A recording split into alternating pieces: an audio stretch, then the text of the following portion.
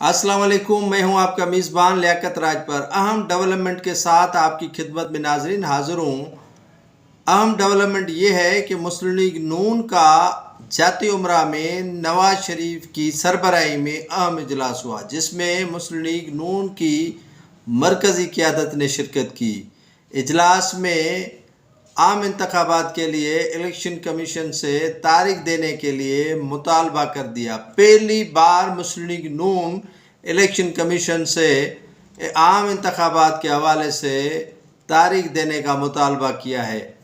दूसरी डेवलपमेंट ये है कि मुस्लिम लीग नून ने आम इंतखाबात में टिकटों का जो मामला है वो मरियम नवाज़ के सुपर्द कर दिया। मरियम नवाज़ सिलेक्ट करेगी कौन कौन कैंडिडेट्स सारे पाकिस्तान में कहाँ से खड़े होंगे, ये सवाबदीदी अख्तियार दे दिया गया है मरियम नवाज़ को, जिससे मुस्लिम लीग नून के जो शहबाज शरीफ ग्रुप है वो इंतहाई मायूस हुआ है और मरियम नवाज़ का ग्रुप इंतहाई खुश दिखाई दे रहा था।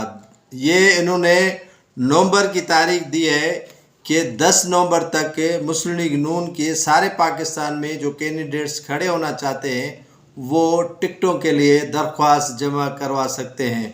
मैं आपको ये भी बताता चलूँ कि मुस्लिम लीग नून के ज़राए से मालूम हुआ है कि वहाँ पर जो है वो भंगड़े डाले गए। इस खुशी में जावेद लतीफ़ जो साबिक MNA हैं और शहबाज शरीफ के इंतहाई हरीफ माने जाते हैं, उन्होंने खुशी का और मुसरत का इजहार किया कि सारे टिकटों के विरासत का मामला मरियम नवाज़ को दिया गया है। इससे बड़ी जो लाबी है वो मरियम नवाज़ की तो खुश नज़र आई, लेकिन हमज़ा और उनके वालिद शहबाज शरीफ की लाबी मायूस दिखाई दे रही थी।